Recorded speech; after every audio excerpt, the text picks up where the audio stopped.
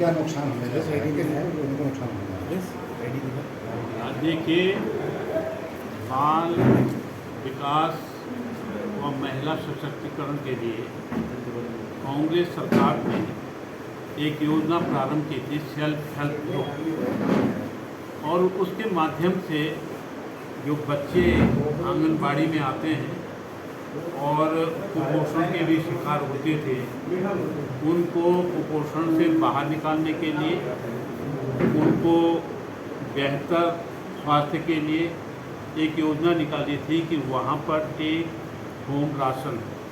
यानी बच्चों को घर तक राशन पहुँचाने की जिम्मेदारी आंगनबाड़ी की, और वो घर पे उस राशन का इस्तेमाल करते हुए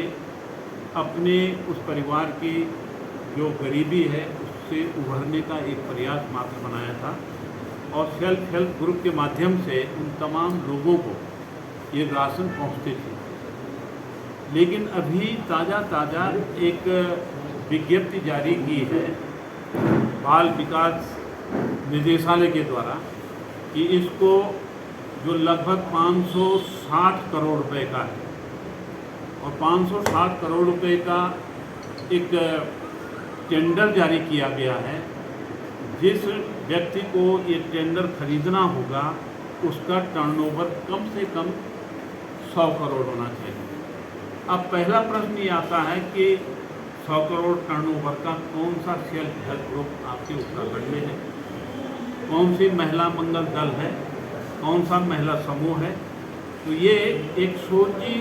समझी चाल के तहत मैं समझता हूँ कि किसी बड़े प्लेयर को, किसी दूसरे प्रदेश के साथी को ऑर्गेनाइज करने के लिए 560 करोड़ रुपए का एक पैकेज दिया जा रहा है ताकि वो इसको सप्लाई कर सके। लेकिन इसमें जो सबसे बड़ी खामी है, और जो कहीं ना कहीं उत्तराखंड के किसान के साथ या उत्तराखंड के प्रोडक्ट करने वालों के साथ, उत्तराखंड की जनता के साथ एक जो बहुत बड़ा धोखा किया गया है, वो ये है कि यहाँ का कोई भी प्रोडक्ट, चाहे वो मंडुआ है, काला भट्ट है, सोयाबीन है, या कोई भी गहत है, दाल है, इसको उसमें सम्मिलित नहीं किया गया है। जबकि इसको, इन सभी सामग्रियों को बहुत बड़ी मात्रा में यहीं से खरीदा जाता था, किसान से खरीदा जाता था, और इसको टेक होम राशन के माध्यम से बच्चों तक वितरित किया जाता है। अब इसमें जो पेपर मैंने अभी दिया, अगर आप इसके आंकड़े देखेंगे तो लाखों लाख टन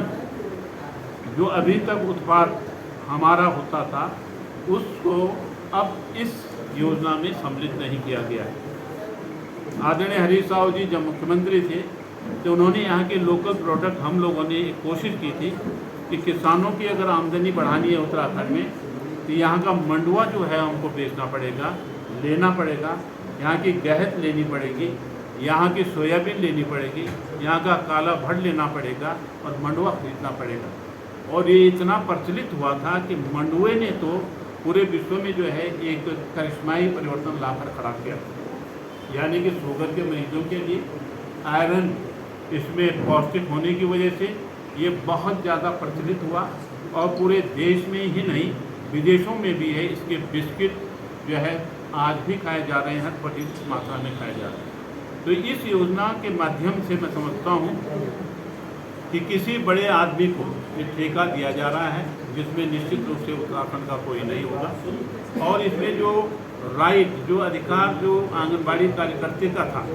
कि वो क्वालिटी के हिसाब से सामान लेगी और उसको अपने बच्चों को खिलाएगी जो आंगनबाड़ी में आते हैं, उस समस्या को भी और जटिल बना दिया गया। अब जो भी व्यक्ति 100 करोड़ टर्न ओवर का 560 करोड़ रुपए का इस आपके उसका टेंडर लेगा, तो उसमें कोई गारंटी नहीं होती। आप सब जानते हैं कि जब फेयर प्राइस शॉप में कभी आटा,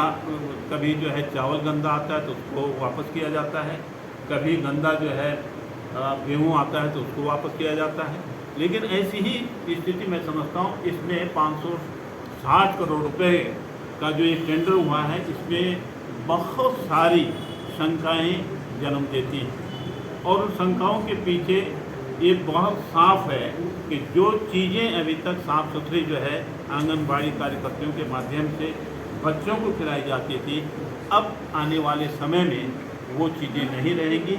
और ना ही जो है उत्तराखंड की जो उत्पाद होंगे उसमें सम्मिलित होंगे। और यही नहीं, इन्होंने रेडी टू ईट का एक पैकेज भी बनाया। रेडी टू ईट में क्या वो मिलाएंगे, क्या नहीं मिलाएंगे, कब कब मिलाएंगे, आजकल जो है अडल्ट्रेशन का ज़माना है, पूरा सिस्टम हर स्तर पर जो है जांच करता है, लेकिन उसके बावजूद भी मिलावट नहीं रुकी है। तो क्या गारंटी है कि इसमें भी मिलावट न हो? खास तौर पर ये बच्चों का प्रश्न है और उनका भविष्य का प्रश्न है, क्योंकि ये बच्चे से मामला जुड़ा है। अगर बच्चा कमज़ोर होगा, जिस बच्चे को मजबूत करने के लिए, जिस बच्चे को स्वस्थ रखने के लिए कांग्रेस ने ये योजना चलाई कि जिसको पोषक तत्व दिए जाएं, आंगनबाड़ियों के माध्यम से दिए जाएं, ताकि वो अपने शरीर को मजबूत कर सके। लेकिन इसमें अब अगर कोई रेडी टू ईट में कोई चीज़ ऐसी आती है जो हानिकारक होगी, तो कौन इसका जिम्मेदार होगा? तो ये तमाम चीज़ें मैं समझता हूँ ये है कि ऐसी भी बातें आ रही हैं शासन स्तर पर जो हम इसमें सेल्फ हेल्प ग्रुप जो है वो जो है बढ़ावा मिलेगा, यानी वो मजबूत होंगे। अब हमारा ये प्रश्न है कि सेल्फ हेल्प ग्रुप जो 10 का है या 20 का है गांव में, वो कैसे इसमें मददगार सिद्ध हो सकता है, जबकि एक धनाढ्य व्यक्ति ने एक बड़ा टेंडर लेकर इस योजना को प्रारंभ करने का जो है डिस्ट्रीब्यूशन करने का काम किया। ये किसी भी स्तर पर, किसी भी एंगल पर उत्तराखंड की भौगोलिक परिस्थितियों को देखेंगे, बच्चों के भविष्य उसके पौष्टिक आहार के रूप में देखेंगे, या आपके जो यहाँ पर कृषक है जो इन तमाम चीज़ों को उत्पाद करता है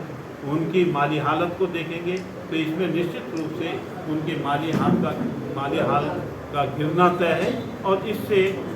फायदे के बजाय बहुत बड़ा नुकसान जो है उत्तराखंड की जनता को होने वाला है, उत्तराखंड के किसानों को होने वाला है, उत्तराखंड के जो आंगनबाड़ी में पढ़ रहे हैं बच्चे उनको होने वाला है, और जो क्वालिटी उनके द्वारा बनाई जाती थी उसको होने वाला है। तो मैं समझता हूँ कि मुख्यमंत्री जी को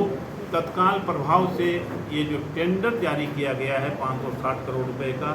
इस पर रोक लगाई जानी चाहिए, इसकी समीक्षा की जानी चाहिए, इसके प्रॉस एंड कॉन्स जो माइनस और पॉजिटिव चीज़ें हैं उसको देखा जाना चाहिए। तो इस पर निश्चित रूप से मैं समझता हूँ संज्ञान लेना चाहिए और इसको रोकने का हर हाल में कोशिश होनी चाहिए। अगर ये ऐसा नहीं होता तो निश्चित रूप से कांग्रेस इसको एक मुद्दा भी बनाएगी, और इस जो टेंडर है,